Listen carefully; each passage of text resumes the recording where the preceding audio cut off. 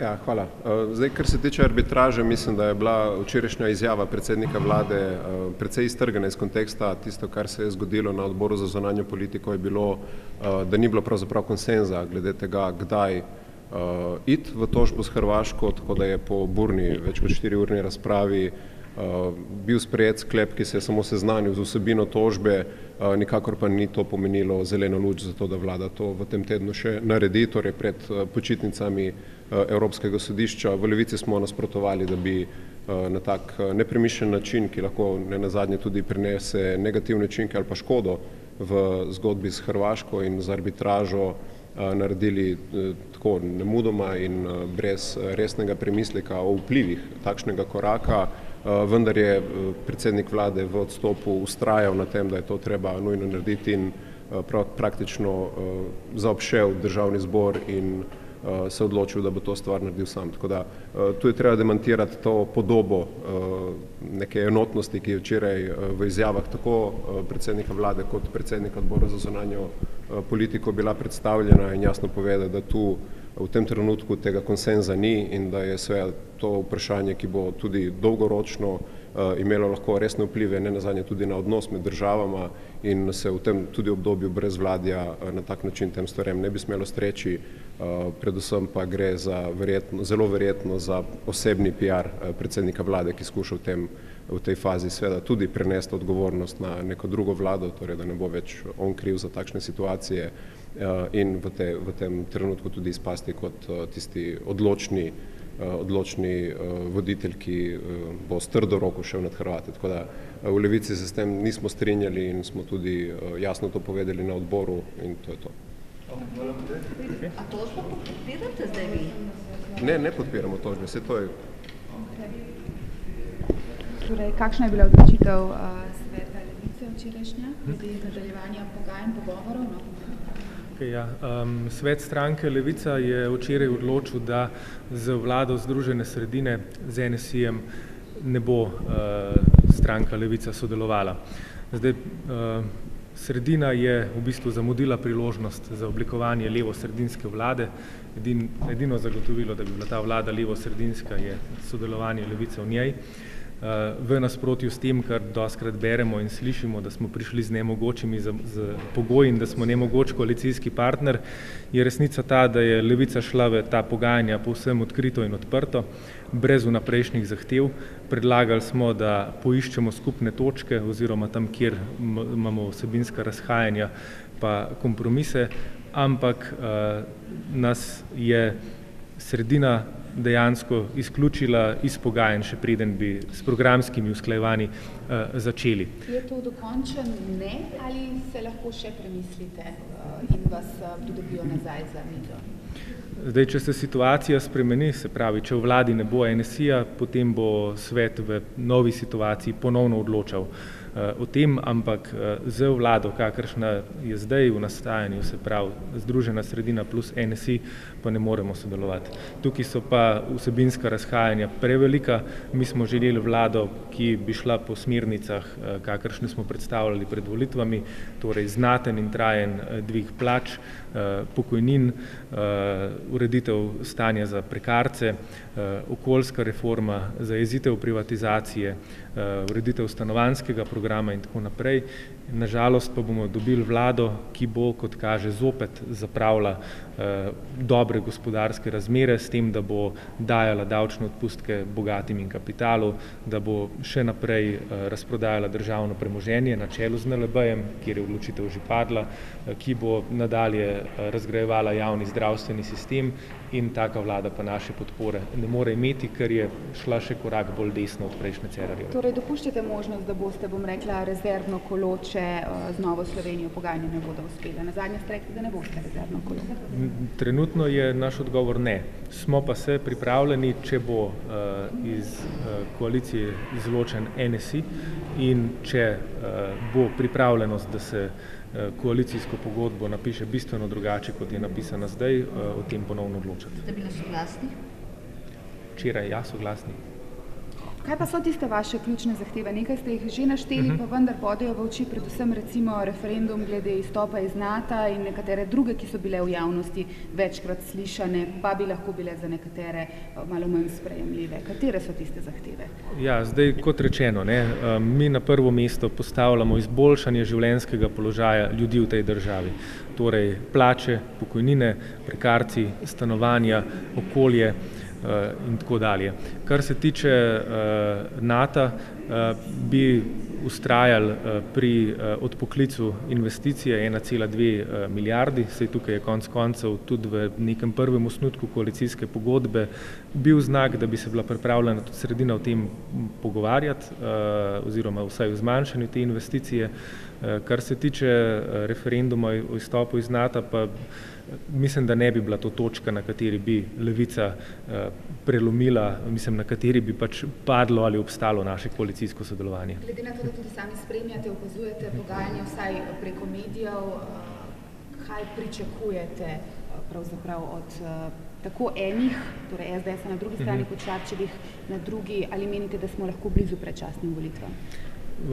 Zdaj, nažalost, sem obveščen ravno toliko kot vi. Se pravi, na Pop TV-ju ste prej pridobili koalicijsko pogodbo, kot smo jo uspeli pridobiti v Levici, čeprav nas je Šarc nekako poskušal ohranjati v pogovorih o koaliciji. Torej, ne vem nič več od vas. Sklepam pa po tem, kar se zdaj dogaja, da je naslednja koalicija programsko usklajena in da so pred kadrovskim razrezom. Torej, mislim, da je najverjetnejši scenarij oblikovanje sredinske oziroma vlade združene sredine z NSI-jem. Zdaj ste se torej slišali nazadnje z gospodom Šarcem in kako zdaj, kdo mora zdaj prvi kontaktirati koga in s čim? Mi smo bili na vezi včeraj, ne konkretno jaz s Šarcem, ampak naš sekretar z njihovim sekretarjem. Poskušali pa smo pridobiti koalicijsko pogodbo, da bi imeli v bistvu vsebinsko podlago za razpravo na našem svetu stranke. Tega nismo uspeli pridobiti, so nam rekli, da nam ne morejo dati, je pa potem ta pogodba prišla med sejo našega sveta v medije, iz česar lahko razberemo pač nek odnos. Pa ste vi včeraj njim poslali vaše projektne ideje? Tu so vas namreč tudi pozivali, to je tudi v njihovem zapisniku. Tako, dogovorjeni smo bili, da mi na svetu stranke odločimo, ali bomo ponudili projektno sodelovanje ali ne. Zdaj, glede na odnos, glede na vsebinsko usmeritev prihodne koalicije, kakršno razbiramo iz teh informacij, ki curljajo iz koalicijskih pogajanj, smo odločili, da projektnega sodelovanja ne bomo ponudili, ker cena za projektno sodelovanje bi bila podpora Šarčevi vladi. Ampak take vlade, kot zdaj nastaja, v Levici ne moremo pokriti. Hvala lepa. Odvisno od tega, kar vam bo ponujeno. V tem trenutku nismo pač tisti, ki bi odločali, kateri resorji bodo naši, ampak bomo se prilagajali pač tistemu, kar bomo lahko tudi dobili. Gospod Jurša, malo smo vas zamudili, demografski sklad je notri v osnutku koalicijske pogodbe, tudi zvišanje pokojnin nad prag minimalne revščine, saj tistih s polno delovno dobo. Nekaterih stvari pa vendarle ni. Kako ste zadovoljni? Poglejte, o tej zadevi se še bo pogovarjalo in zadeve niso zaključene. Vidimo, da stvari tečejo v tisti smeri, katere smo nekako mi želeli, ni pa v celoti še vse dogovorjeno. Se vam zdi ta osnutek premalo konkreten, bi si želeli več od tega? Ja, zdaj takole, če bi šli v konkretizacijo, potem verjetno marsikateri izmed teh 6 predstavnikov političnih strank ne bi bil zadovoljen. Saj veste, kako je to, ko se o neki zadevi pogovarjaš konkretno, potem lahko nekomu enostavno to ni povšeč in mogoče je boljše, da zadeve se govorijo bolj, bom rekel, pod narekovaj globalno. Torej to ne bo projektna koalicijska pogodba, kot je bilo nekako napovedano in obljubljeno? Tega ne morem enostavno presojati, ali bo projektna ali ne bo projektna. V vsakem primeru mora biti taka, da se te zadeve, ki se bodo dogovorili, lahko tudi izpeljajo. 2 ministrski mesti, to bi vam ustrezalo? Ja, zato je tako vprašanje. Če bi imeli volilni rezultat dober, potem bi mogoče dobili 5. No, ampak glede na volilni rezultat, to se pravi, to bi bili zadovoljni. Volilni rezultat je tak in potem razčlemba celotne zadeve je taka in dva pripadata in to je to. Smo bliže dogovoru, torej levo-sredinski vladi, kot predčasnim volitvam, vaše mnenje? Ja, mislim, da smo bližje vladi, pa koaliciji, kot pa predčasnim volitvam in to me na nek način tudi veseli. To, da danes ni pogajanj, vas pa ne skrbi, da je pač en dan odloga zaradi Nove Slovenije? Ne. Če so se v Novi Sloveniji odločili, da bodo zadevo obravnavali že sedaj na njihovem izvršilnem organu, potem je to njihova pravica in odločitev in en dan ne pomeni ogromno. Kdaj pa v Desusu načrtujete odločanje na organu stranke? Ko bo zadeva tako blizu, potem bomo odločali, kot vse ostale druge stranke. In vi računate, da bo NSi šli? Ja, tako se pričakuje. Torej, kako ste zadovoljni s tem osnutkom koalicijske pogodbe, ki ste ga včeraj dobili? Pričakujemo čimprejšnje pogovore naprej. Za pogovore je to dober osnutek, mi mislimo, da ga lahko še izboljšamo. Sveda pa tudi današnja seja Državnega zbora kaže, da je potrebno čimprej dobiti učinkovito vlado, da reši nekatere nujne zadeve, med njimi v vsakem primeru tudi zdravstvo. Odlok Nove Slovenije, prosili so, če lahko pogajanja nadaljujejo jutri, ker imajo danes izvršilni odbor, je to lahko že neke vrste alarm, češ da jim pa morda ni všeč, ker je premalo rokov, premalo številk, premalo konkretiziran? Poglejte, tudi sam se ne opredeljujem, a je preveč, a je premalo, ali je dobro ali ni dobro, ker smo se v SD dogovorili, da ne komentiramo samih pogajanj, pa tudi trenutnega pogajalskega izplena. To bomo na konci, ko verjamem, da bomo dogovorili. Mi Novo Slovenijo razumemo kot korektnega partnera, verjetno potrebujejo nekaj časa, tudi mi ga potrebujemo in to je to. Levica pogojuje svoje morebitno sodelovanje z odstopom, izhodom NSi. Torej, če NSi ne bo, morda pridejo oni za mizo. Kako to razumete? V politiki temeljiti na izključevanju je vnaprej slabi znak. Sem pa zelo vesel, da so ponovno spremenili stališče. Nekaj časa je bil občutek, da bodo vse naredili, da ne prevzamejo odgovornosti, ker je tako najlažje živeti in nagovarjati volivke in volivce. Lep dan naprej. In ne komentirajo vmes izjave. Ne bom iz... Dobro, gospod Zurčič, a ste vsi pripravljeni? Prvi vtis na osnutek koalicijske pogodbe, ki ste ga včeraj prejeli, koliko je SMC zadovoljna, kje bi še zahtevali popravke? Prvi vtis je ta, da mi je žal, da sem prvi vtis dobil potem, ko sem si ogledal poročila včeraj, zaradi tega, ker je osnutek koalicijske pogodbe predviden kot zaupen, pa je očitno prišel v javnost. Jaz bom tako rekel na kratko, ta osnutek je boljši od prejšnjih, torej ocenjujem ga kot napredek, ne bi pa tu kakorkoli česarkoli kritiziral, vse pripombe, ki jih imamo, tudi do tega osnutka bomo podali Listi Marjana Šarca. Morda katera področja so tiste? Ne bi res teh detajlov, mislim, da je prav, da se dogovorimo sami med seboj za mizo, tudi če je treba za zaprtimi vrati in potem, ko bomo imeli dogovorjen končni izvod te koalicijske pogodbe, ga bomo zagotovo tudi predstavili javnosti. Ampak a bo ta končni izvod koalicijske pogodbe konkretnejši? Jaz si želim, da bi bil. Seveda na nekaterih področjih morda ne, na nekaterih ja. Nekatera področja so takšna, ki naslavljajo celo spremembo ustave in tam bo pač moral ostati v nekakšnih bolj abstraktnih mejah. Nekje bo pa zagotovo bolj konkretno, to bomo tudi sami zahtevali. Odlok Nove Slovenije, to, da Nova Slovenija pa zaprosila za odlok, to za vas pomeni karkoli slabega? Kakšen alarm? Ne vem, to morate ni vprašati, kaj s tem mislijo. Gospod Zurčič, kaj pa kadri? Vemo, da kadrovskega razreza še ni, da se v tem partnerji tudi težko, se boste zelo težko očitno uskladili, pa vendarle, kateri so tisti resori, recimo, ki so za SMC nezamenljivi? Jaz ne bi o nezamenljivih resorjih. Mislim, da je tudi to področje dejansko, tako kot ste gotovili, bo verjetno trd oreh in bo prav, da se o njem pogovarjamo za mizo, za zaprtimi vrati. Kaj pa morebitno sodelovanje z Levico, če Nova Slovenija reče ne tej koaliciji?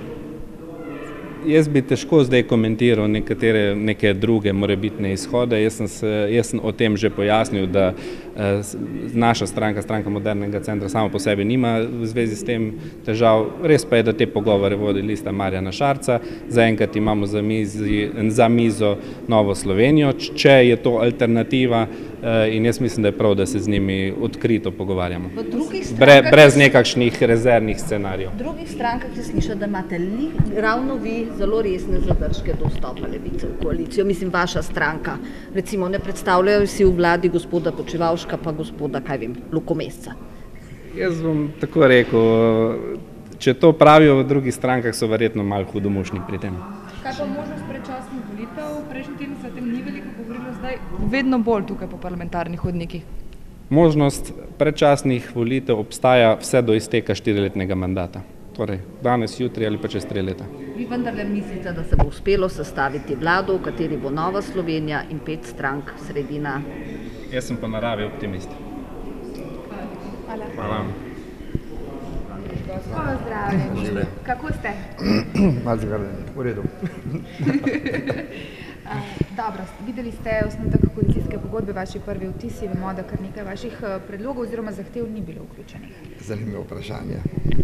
Jaz o koalicijski pogodbi več kot toliko ne morem vam povedati, kot veste sami, so zdaj interno zadeve, res smo pregledali, videli smo, pogajamo se še, zelo korektno se pogajamo, mislim, da je to zelo konstruktivno iz vseh strani, tudi če nekateri mediji omenjajo, da nekateri niso konstruktivni, ni res. Se zelo resno pogajamo noter in mislim, da je to ena zelo dobra pot in popotnica, da bomo tudi lahko uspeli. Verjamete tudi v Novo Slovenijo, ki danes recimo ima izvršni odbor, je prosila za odlog pogajanj, vsi namreč pravijo, da bo najtežje lahko ravno z njo, ker so popolnoma drugačni v zahtevah. Ne, zakaj popolnoma drugačni? Sej niso popolnoma. Ne, tudi v zahtevah ne. Sej so slični problemi, ki so v Sloveniji, vemo, kateri so, želje, katere so zdravstvo, so pokojnine, nasplošno mladi, kot imamo mi naš program, pa te reči. Mislim, da tukaj se vidimo vsi skupaj nekako v dobri poziciji, tako da mislim, da tukaj treba samo še malo pregledati in malo popiliti po domači malo te zadeve in mislim, da tukaj ne bi smelo biti velikih težav. Seveda, apetiti so tisti, ki so in tukaj pa vsak bo treba pri razrezu, če tako ga imenujete, ne, ta razrez, kako bomo speljali, bomo pa videli. Tako da pogajanja grejo zelo konkretno. Kakšne želje imate vi glede tega kadrovskega razreza? Dobite namreč 2 resorja. Želje so ogromne. Se veste, v politiki ni nikoli konca pred tem, ampak realno moraš biti. In mislim, da to je tista formula, kot je že praktično se ve, koliko točk pripada vsakmu, tako da mislim, da 2 resorja bo pripadlo tudi nam. Vi ste največ govorili o zdravstvu in pokojninah, bi prevzeli bodisi zdravstvo ali pa Ministrstvo za delo, družine in socialne zadeve? Veste, zdravstvo je ena zelo delikatna točka. Zdravstvo bi morali mi popolnoma cela koalicija sprejeti. Moje mnenje je, da se bi naredil velik odbor, kjer so notri vsi akterji, pa mislim, da skupno poreševati probleme, ne da prenašaš to nalogo in to odgovornost samo na eno stranko. Mislim, da tukaj je problem, kot slišite tudi noter, so problemi, resnični problemi, 11-letni problemi, tako da tisti, ki govori nekako o problemih v zadnjih 4 letih, ni res. Se pravi, če govorimo o 11 letih, se pravi, so vse vlade skozi dale ta problematiko in mislim, da tukaj so odgovornosti na vseh strankah, tako da ne samo na enih. Zdaj, da bi tu sprejeli ta zakon, ko slišite noter, mislim absolutno ja, mi naša stranka bo podprla to zadevo in mislim, da je tudi prav, da nekako to reč v tem trenutku rešimo. Da je to pa rešitev, seveda ni. Rešitev mora biti sistematska, sistemska, če bomo temu povedati, ampak to je stvar, ki bo morala res in zelo resno pristopiti nova koalicija. Če Nova Slovenija vendarle reče ne tej koaliciji, se vaša stranka vidi nekako tudi v sodelovanju z Levico morda v tej povezavi? Veste, naša stranka ima konkretne predloge, ima konkretne rešitve, ima konkretne zadeve, tako da ni problem v nas. Mi nismo tisti problematični člen te koalicije, mislim, da smo kooperativni, kot se temu tiče, ne? Ampak ponavljam, jaz vidim tukaj zelo dobro stvar, teče pravi smeri naprej, tako da upamo in se želimo vsi, da bi to naredilo. Nihče si ne želi ponovnih volitev, da povem pošteno. Pa Levico v koaliciji? Odvisno od njih. Kaj pa če v četrtek, ne vem, se gospod Janša in predsednik Pahor zmenita, gospod Janša sprejme mandat za sestavo vlade, ali to karkoli pomeni za vas, za vašo stranko? Bomo videli, kaj bo. Jaz v tem ne moram vam še zdaj še povedati. Katera ministrska mesta bi bila za vas zanimiva? Verjetno imate neke realne prioritete. Ja, mislim, normalno, da vsak se vidi nekako v tistem, kjer je strokovno podkovan zapeljati kakšen resort naprej, ampak v tem trenutku jaz mislim, da pustimo drug teden, da vidimo prvo to programsko, da bomo to uskladili, pa gre v dobre smeri. Kdo pa bo najbolj problematičen, kar se kadrov tiče, ali pa tudi vsebine? Rekli ste, da vi niste najbolj problematični. Ne, mislim, gledajte, tu ni stvar problematike, to je stvar kompromisov, mislim. Če bomo razumeli, da je tu pomembno, da sestavimo to vlado, mislim, da sestavimo to koalicijo skupaj, ker mislim, da je zelo pomembno za Slovenijo, mislim, da je tudi razum in modrost bo tu prevladovala, mislim, da to je pravi odgovor na to vaše vprašanje. Tudi če samo za kratek čas, kakšno leto, dve? Tu pa se ne ve. Sem prav razumela, da dopuščate, da bi šli tudi v koalicijo z Janšo? Ne, absolutno ne. To pa vam jaz garantiram.